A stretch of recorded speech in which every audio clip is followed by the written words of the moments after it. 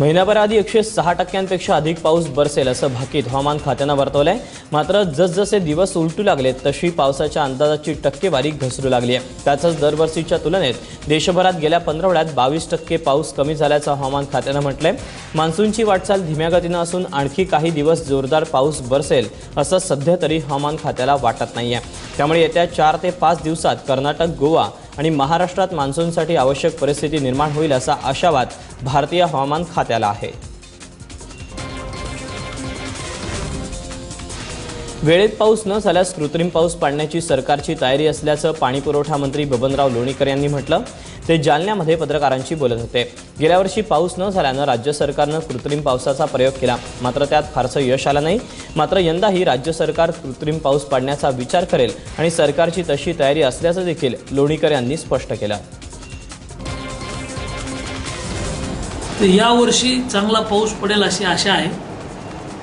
सरकारला त्याचाही विचार करावा लागेल। कृत्रिम पावसाचा ढगामध्ये पाणी आहे असा अंदाज घेऊन, तज्ज्ञांकडून माहिती घेऊन कृत्रिम पावसाचा प्रयोग सुद्धा सरकारला वेळ प्रसंगी करावा लागेल। तयारी आहे सरकारची।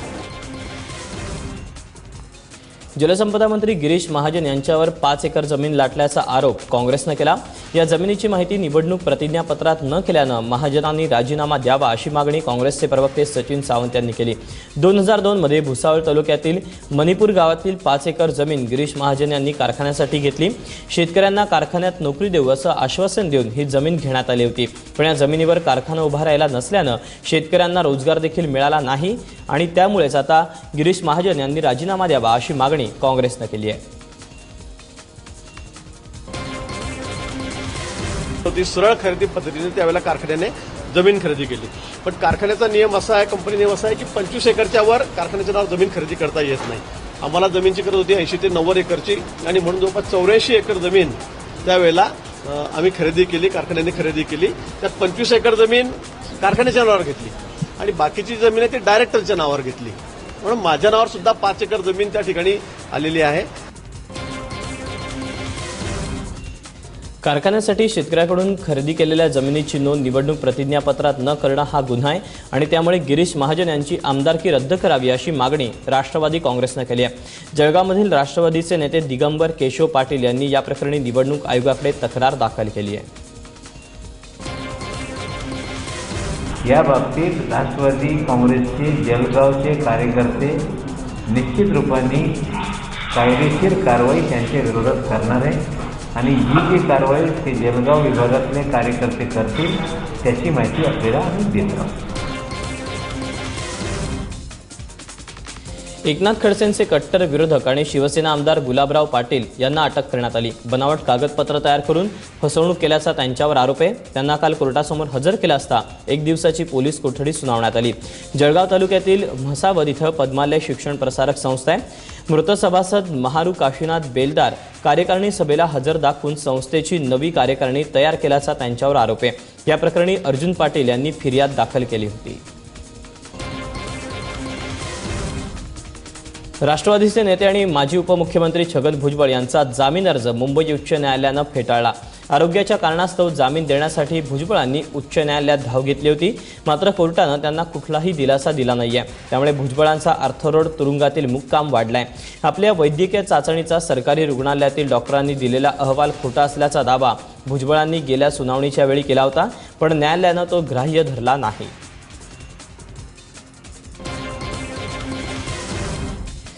इथे मुंबईतील रस्ते घोटाळ्यात 10 लेखापालांना अटक झाल्यानंतर भाजपनं शिवसेनेला पुन्हा डिवचलंय। सध्या केवळ अधिकारी आत गेलेत, यापुढे कंत्राटदार आणि करून दाखवलं असं समर्थन करणारेही तुरुंगात जातील असा टोला आशिष शेलार यांनी शिवसेनेला हाणला।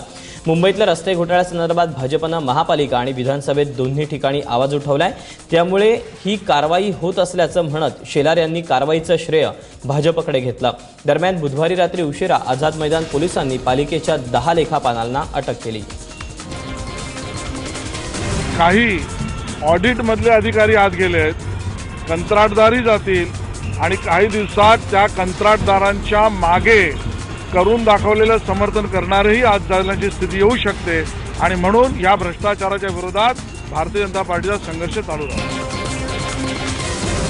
महापौरांनी ज्यावेळेला हा चौकशीची स्वतः पत्र दिलं त्याला मुळापर्यंत जाणं हाच हेतू आहे. आणि त्यामध्ये तुम्ही कुठले राजकारणी येणार आहेत या संदर्भामध्ये तुम्ही जे भाकीत करता आहे ते चौकशीमधून स्पष्ट होणार आहे असं मला वाटतं. आणि म्हणून त्याच्या अगोदरच तुम्ही कारण नसताना बदनामी करण्यासाठी या प्रकारच्या चौकशी अहवालाची दिशाभूल करण्याचं काम त्यांनी आशिष शेलारे करतायत. बिल्डर सुधाकर शेट्टी यांना मुंबई महापालिकेचे आयुक्त अजय मेहता पाठीशी घालत असल्याचा आरोप मनसेचे गटनेते संदीप देशपांडे यांनी केला. वरळीच्या गोमाता परिसरात शेट्टी, एसारे आणि पालिकेच्या संगनमतानं सुरू होतं. मात्र शेट्टीनं 400 कोटींचा फायदा घेत पालिकेला चुना लावल्याचा आरोप देशपांडे यांनी केला. यासाठी आयुक्त अजय मेहता शेट्टींना पाठीशी घालत असल्याचं मनसेचं म्हणणं आहे.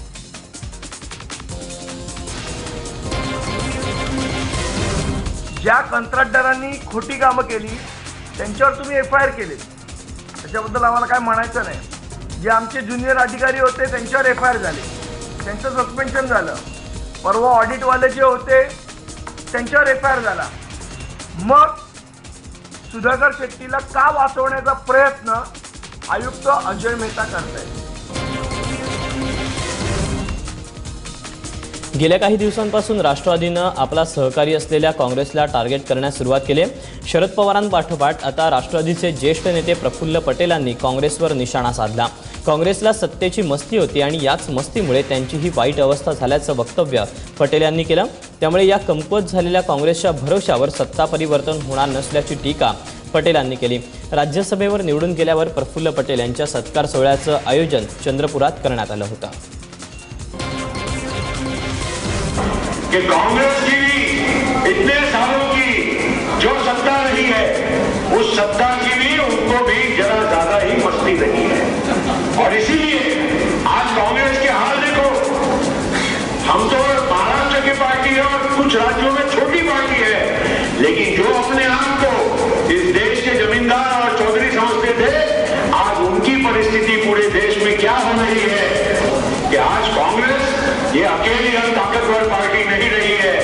कांग्रेस के भरोसे यहाँ पर देश में या राज्य में सत्ता परिवर्तन नहीं होने वाली है. भाजपच्या चाय पे चर्चा या कार्यक्रमाच्या विरोधात काँग्रेसनं यवतमाळमध्ये चाय की चर्चा कार्यक्रमाचं आयोजन केलं होतं. त्यासाठी दिल्लीतले अनेक दिग्गज नेते उपस्थित होते. मात्र सभेला लोक थांबावे त्यासाठी काँग्रेस पदाधिकाऱ्यांवर विनवण्या करण्याची वेळ आली. लोक सभास्थळातून काढता पाय घेत असताना केवळ 20 मिनिटांचा कार्यक्रम शिल्लक आहे, लोकांनी जाऊ नये अशा सूचना द्याव्या लागल्या. मात्र तरीही लोकांवर याचा परिणाम झाला नाही. महत्त्वाचं म्हणजे हे सगळं घडत असताना अशोक चव्हाणांसह दिग्विजय सिंग, राज बब्बर अशी दिल्लीतली मातब्बर मंडळी मंचावर उपस्थित होती. भाजपवाल्यांकडे आणि या शिवसेनेवाल्यांकडे फक्त या घोषणाचा कारखाना आहे. मन की बात आणि तुमच्या मन की बात काय आहे त्यांना करायला मारले. आपल्या स्वतःची मन की बात सांगण्याकरता सरकार विरुद्ध चाललेला. मन की बात म्हणताय, कधी म्हणतात न खाएंगे न खाने देंगे, अरे खाने वाले कितने हो गए जब वो नंबर लगाए खाने वालों का. अशी परिस्थिती राज्यातल्या त्या मंत्र्यांची झाली. राजीनामे सुरू झालेले आहेत. जलयुक्त शिवार योजनेवरून सेना भाजपमध्ये श्रेयवादाची लढाई नसल्याचं वक्तव्य जलसंधारण मंत्री पंकजा मुंडे यांनी केलं. त्या अहमदनगरमध्ये बोलत होत्या. ही योजना सरकारची असून सरकारमध्ये सेनेचाही सहभाग आहे. शिवाय सेनेकडे देखील जलसंधारण खातं असल्याचं पंकजा यांनी म्हटलं. दरम्यान शिवसेनेचा शिवजल क्रांती हा उपक्रम चांगला राबवला असून त्याचंही कौतुक झालं पाहिजे असंही पंकजा म्हणाल्या. जलयुक्त शिवारची व्याप्ती ही महाराष्ट्रभर आहे आणि त्यामुळे जलयुक्त शिवार हे एक शासनाची योजना आहे आणि शिवसेनासुद्धा शासनात आहे. जलयुक्त शिवारचे राज्यमंत्रीसुद्धा शिवसेनेचे आहेत. त्यामुळे ते श्रेय जलयुक्त शिवारचं हे आमचं दोघांचंही आहे. शिवजल क्रांती हा त्यांचा सामाजिक उपक्रम आहे आणि त्यामुळे त्याचंही कौतुकच आहे. राज्य सरकारनं मंगळवारी महाबीजच्या बियाण्यांच्या वाढलेल्या किमतीला स्थगिती देण्याचा निर्णय घेतला. मात्र या निर्णयाची अंमलबजावणी होत नसल्याचं चित्र आहे. महाबीजच्या जिल्हा कार्यालयांमधून अजूनही बियाण्यांची चढ्या दरानं विक्री सुरू आहे. ऐन पावसाळ्याच्या तोंडावर महाबीजनं आपल्या बियाण्यांच्या किमतीमध्ये 70 ते 80% वाढ केली होती, ज्यामुळे बियाण्यांची खरेदी शेतकऱ्यांच्या आवाक्याबाहेर गेली होती. अखेर शेतकऱ्यांनी संताप व्यक्त केल्यानंतर आणि माध्यमांनी या प्रकाराला वाचा फोडल्यानंतर सरकारनं ही दरवाढ मागे घेतली. मात्र जिल्हा स्तरावर त्याची अंमलबजावणी कधी होणार हा मात्र प्रश्न अनुत्तरित आहे. डॉक्टर दाभोलकर हत्या प्रकरणातील आरोपी वीरेंद्र तावडे चौकशीत असहकार्य करत असल्याचा दावा सीबीआयनं केला। त्यानंतर जिल्हा सत्र न्यायालयानं वीरेंद्र तावडेला 20 जूनपर्यंत सीबीआय कोठडी वाढवून दिली आहे। यापूर्वी दिलेली 7 दिवसांची कोठडी संपल्यानंतर तावडेला कोर्टात हजर करण्यात आलं। त्यानंतर ही कोठडी सुनावण्यात आली। वीरेंद्र तावडे हाच दाभोलकर हत्येचा मुख्य सूत्रधार असल्याचा दावा सीबीआयनं केला।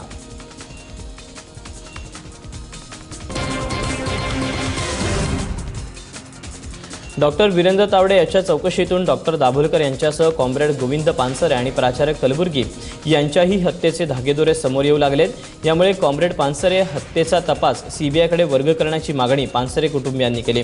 या संदर्भात कॉम्रेड पानसरे यांच्या पत्नी उमा पानसरे आणि स्नुषा मेघा पानसरे यांनी मुख्यमंत्री देवेंद्र फडणवीस यांना एक पत्र पाठवलं। कॉम्रेड पानसरे हत्या प्रकरणात समीर गायकवाड याच्या अटकेनंतर तपासात प्रगती झालेली नाही। एसआयटीचा तपासही असमाधानकारक असल्याचा आरोप पानसरे कुटुंबियांनी केला। दाभोलकर, पानसरे आणि कलबुर्गी या तिन्ही खुनांच्या मध्ये एकच गट सहभागी असण्याची शक्यता आता समोर येते आणि वीरेंद्र तावडे ज्याला अटक झालेली आहे तो सनातन संस्थेशी संबंधित आहे, तो कोल्हापुरात त्याचं कनेक्शन आहे हे उघड झालेलं आहे। या सगळ्या पार्श्वभूमीवर आम्हाला असं वाटतं की दाभोलकर, पानसरे आणि इव्हन कलबुर्गी सुद्धा या तिन्ही केसचा तपास एकाच यंत्रणेकडे असणं जास्त संयुक्तिक ठरेल असं आम्हाला वाटतं। संपूर्ण देशाला हादरवून सोडणाऱ्या गुलबर्ग सोसायटी जळीत कांडातल्या दोषींना आज शिक्षा सुनावली जाणार आहे। 28 फेब्रुवारी 2002 मध्ये नरेंद्र मोदी गुजरातचे मुख्यमंत्री असताना घडलेल्या या घटनेत काँग्रेसचे माजी खासदार एहसान जाफरी यांच्यासह 69 जणांना जिवंत जाळण्यात आलं होतं। एहसान जाफरी यांच्या पत्नी 14 वर्षांपासून न्यायालयीन लढा देत आहेत। 3 जूनला विशेष न्यायालयानं या प्रकरणी 24 जणांना दोषी ठरवलं होतं, तर 36 जणांची पुराव्याअभावी निर्दोष सुटका झाली। या 24 दोषींना आज शिक्षा सुनावली जाणार आहे। त्यामुळे आजच्या या निकालाकडे देशाचं लक्ष लागलंय। नेमकं हे सगळं प्रकरण काय आपण पाहतोय। गोध्रा दंगलीवेळी गुलबर्ग सोसायटीत हिंसाचार घडला आणि 69 जणांचा मृत्यू झाला।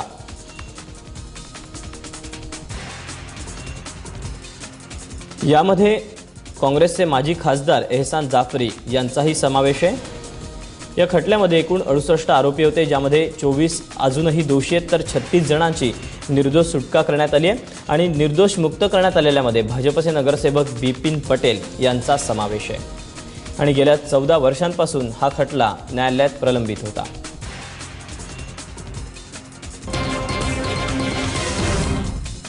महाराष्ट्राला दुष्काळमुक्त पाहण्याचं माझं स्वप्न आहे आणि त्यासाठी सत्यमेव जयतेची संपूर्ण टीम झटते असं अभिनेता आमिर खाननं म्हटलं। पंजाबच्या लुधियानामध्ये सिनेमाच्या शूटिंगनंतर आयोजित पत्रकार परिषदेत तो बोलत होता। सलमानचा सुलतान आणि आमिरचा दंगल हे आगामी सिनेमेत कुस्तीवर आधारित आहेत। त्यावर पत्रकारांनी आमिरला प्रश्न विचारला, त्यावर दोन्ही सिनेमांच्या कथा पूर्णपणे वेगळ्या असल्याचं आमिरनं सांगितलं।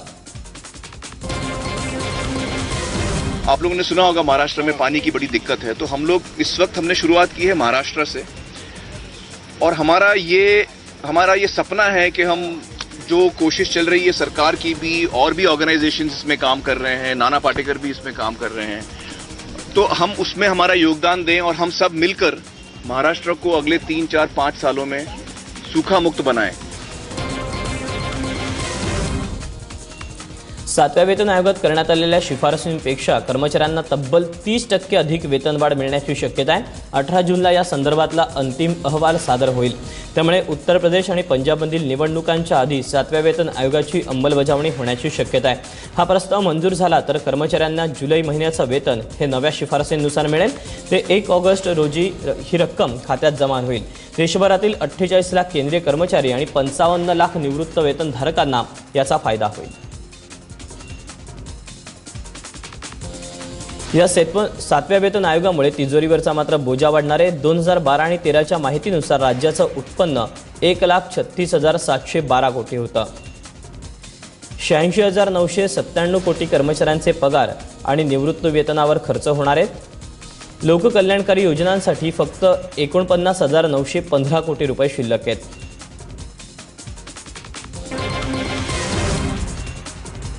राज्यभरात हुंडाबळीला आळा घालण्यासाठी प्रत्येक जिल्ह्यात एक विशेष अधिकारी नेमण्यात यावा असे आदेश मुंबई उच्च न्यायालयानं दिले आहेत. येत्या 3 महिन्यात जिल्हा स्तरावर या अधिकाऱ्यांच्या नियुक्त्या कराव्यात असं हायकोर्टानं स्पष्ट केलं. हुंडाबळीच्या तक्रारींना योग्य तो न्याय दिला जाईल याची जबाबदारी या विशेष अधिकाऱ्याची असेल. तसंच लग्न जुळवणाऱ्या साईट्सच्या माध्यमातून होणारी फसवणूक कशी थांबवता येईल यासाठी स्वतंत्र व्यवस्था उभारण्यात यावी. 31 जुलैपर्यंत राज्य सरकारला या संदर्भात उपाययोजना करून त्याचा अहवाल सादर करण्याचे आदेश हायकोर्टानं दिले आहेत. आयसिसमध्ये सहभागी होण्यासाठी निघालेल्या मालवणी येथील मोहसिन शेखला विशेष न्यायालयानं 23 जूनपर्यंत पोलीस कोठडी सुनावली. 2015 साली मोहसिन आयसिसमध्ये भरती होण्यासाठी मालवणीतून बाहेर पडला होता. मात्र त्याला दिल्ली पोलिसांनी अटक केली आणि त्याचा ताबा राष्ट्रीय तपास यंत्रणेकडे दिला. मोहसिनवर तरुणांना आयसिसमध्ये सहभागी होण्यासाठी प्रोत्साहित करण्याचा गुन्हा नोंदवण्यात आला. या प्रकरणी विशेष न्यायालयासमोर हजर केलं असता त्याला 23 जूनपर्यंत पोलीस कोठडी सुनावली आहे. पुण्यातल्या कुप्रसिद्ध मारणे गँगच्या कैद्याला कोल्हापूरच्या CPR रुग्णालयातून पळवून नेण्याचा प्रयत्न फसला. कळंब कारागृहात शिक्षा भोगत असलेल्या सोमप्रशांत पाटीलला तब्येत बरी नसल्यामुळे रुग्णालयात दाखल करण्यात आलं होतं. याची माहिती त्याच्या साथीदारांना मिळताच त्यांनी पाटीलला सोडवण्याचा प्लॅन आखला. लक्ष्मीपुरी पोलिसांना याची खबर लागल्यानंतर त्यांनी रुग्णालयात छापा मारला. यावेळी पाटील आणि त्याचे साथीदार गच्चीवर मद्यप्राशन करून बसले होते. यावेळी भिंतीवरून उडी मारून पळून जाण्याचा प्रयत्न करत असतानाच पाटीलसह त्याच्या 4ही साथीदारांना अटक करण्यात आली. पुण्याच्या सासवड रेल्वे स्टेशनवर एका अज्ञात व्यक्तीनं पोलिसाकडील AK-47 हिसकावून रेल्वे पोलिसांवरच रोखल्यानं एकच थरार निर्माण झाला. पोलिसांनी केलेल्या गोळीबारात ही व्यक्ती ठार झाली असून 2 पोलीस जखमी झालेत. AK-47 हिसकावणारा सुरेश पुरोहित हा मनोरुग्ण असावा असा संशय व्यक्त केला जातोय. सासवड रोड रेल्वे स्थानकावर बुधवारी पहाटे 4च्या सुमारास ही घटना घडली.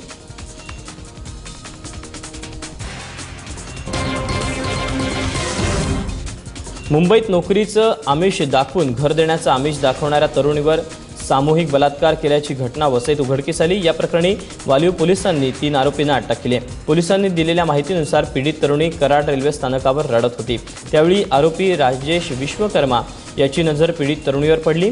त्या ठिकाणी नोकरी आणि घराचं आश्वासन देऊन तिला राजेशनं मित्र फरीदच्या घरी नेऊन ठेवलं. त्या ठिकाणी राजेश, फरीद आणि राजेश कुमारनं या पीडित तरुणीवर 2 दिवस अत्याचार केला. एका मुस्लिम कुटुंबानं आरोपीच्या तावडीतून पीडित तरुणीची सुटका केली आणि थेट पोलीस स्टेशन गाठलं. या प्रकरणी पोलिसांनी 3घांना बेड्या ठोकल्यात.